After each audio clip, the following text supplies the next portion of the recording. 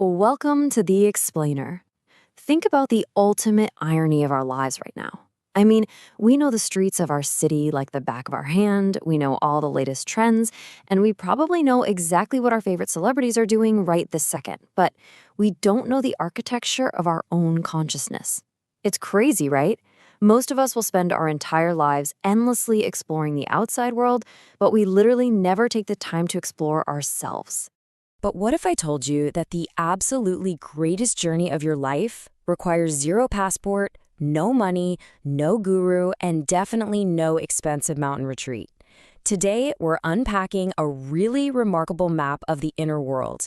It was created over 450 years ago by a Spanish nun and spiritual scientist named Teresa of Ávila. Her map, which she called the Interior Castle, actually holds a profound cure for our modern-day anxiety, that endless overthinking, and our emotional suffering. Okay, let's dive into this. Section 1, the disconnected modern mind. It's time to be brutally honest with ourselves about where we are right now and our current state of societal exhaustion. Because look, we live in a world of stark contrast. On one hand, we have unparalleled external advancement. We're talking global communication, instant information literally at our fingertips, continent-hopping travel, the whole shebang. Yet, on the other side of the ledger, we're looking at profound internal exhaustion. We're anxious, we're confused, and honestly, we're lonely.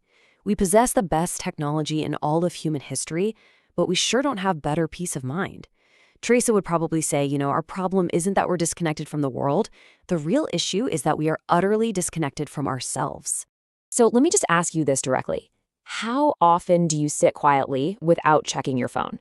Seriously, without any entertainment, without stimulation, or without trying to just escape your own mind? For so many of us, silence feels incredibly uncomfortable. But here's the secret. That discomfort is exactly where the problem begins, because the doorway to wisdom, it's almost always disguised as silence.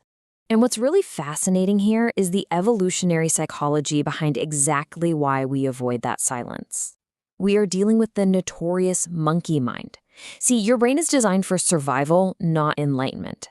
Thousands of years ago, your ancestors absolutely needed this constant scanning to detect threats and just stay alive.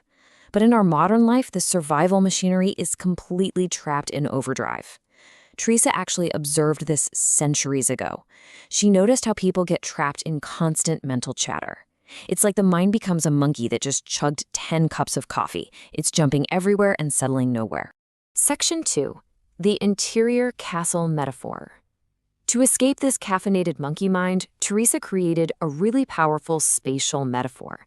She described the human soul as a magnificent castle made entirely out of crystal. So imagine this crystal castle is you. The deepest truth of who you are exists right at the very center of this castle. That's the core. That is where true peace, love, wisdom, and clarity actually live. But the tragedy of it all? Most people spend their entire lives wandering around completely distracted, unconscious, and reactive in the outer rooms.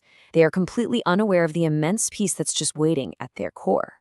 Let's move to Section 3, Journey Through the Mansions, and see how this builds. We're going to journey through the specific stages or mansions of this castle to see how this inner awakening actually unfolds. It all starts in the first mansion with a surprisingly simple yet revolutionary realization: I am not fully awake. Most transformation only begins when you finally recognize that your current way of living just isn't working anymore. Often it's unbearable anxiety, maybe a failing relationship, or some sort of life crisis that forces this self-reflection upon us. Basically, pain becomes the invitation. Suffering forces honesty, and that honesty is the very beginning of real transformation. From there, we enter the second mansion, which is the inner battle.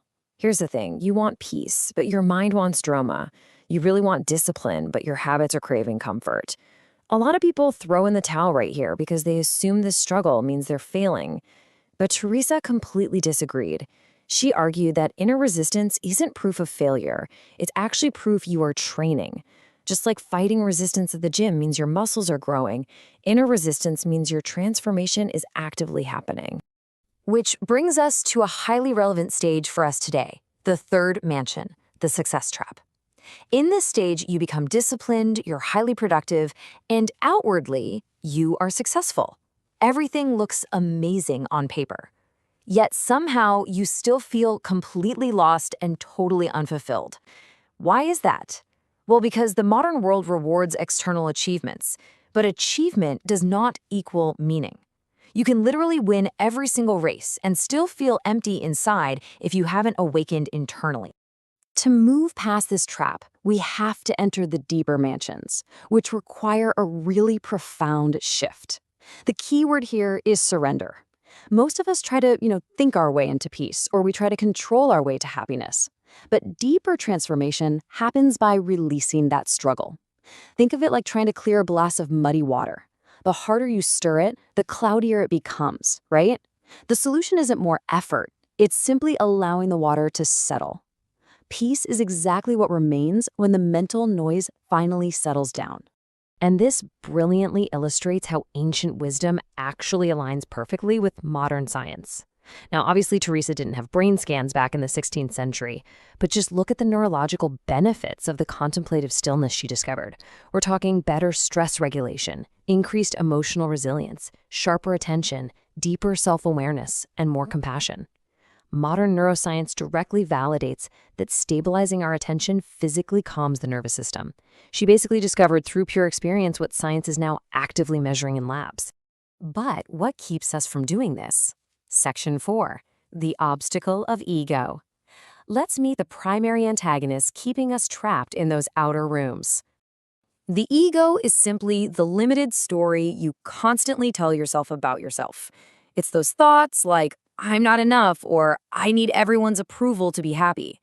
Now, the ego isn't evil. It's just very, very limited. It's kind of like a tiny flashlight pretending to be the blinding sun.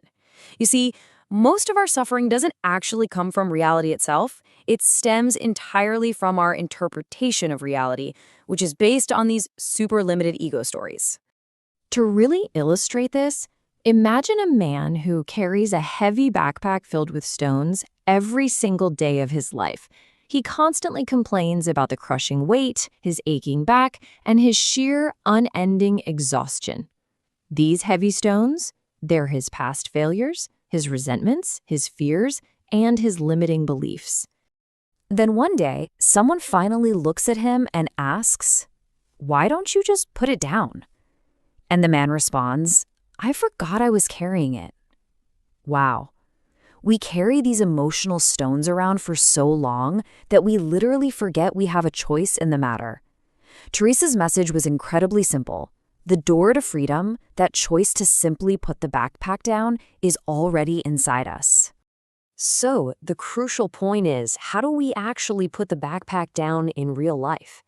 Section 5, your practical inner roadmap. Let's turn this 450-year-old wisdom into some actionable steps for your everyday routine. Here is the interior castle method, step by step. Step 1, daily silence. Just take 10 minutes of complete stillness to let those caffeinated monkeys settle down. Step 2, observe thoughts. Always remember, a thought is not automatically the truth. Step 3, practice inner honesty. Really ask yourself what you are truly avoiding. Step 4, detach from validation. You do not need everyone to understand or agree with you to be free. And finally, step 5, return to center. Throughout your day, just pause and ask yourself, where is my attention right now? Am I lost in fear and distraction, or am I truly present? And that leads us to the final, absolutely most profound secret of this entire framework. Transformation is subtraction, not addition. You don't need to build the castle. You don't need to buy your way to peace with more status, more recognition, or more possessions. You simply need to remove the false conditioning and the ego that are blocking the light that is already shining within you. The goal isn't becoming someone else, right? It's discovering who you already are, beneath all the illusion. Which leaves us with this final, provocative question for you to ponder today. Which room of the interior castle are you living in right now? Are you stuck in the noisy, distracted outer rooms, or are you moving inward toward that profound peace at your center? Because ultimately, the absolute longest journey you will ever take is just 12 inches from your head to your heart. Keep exploring.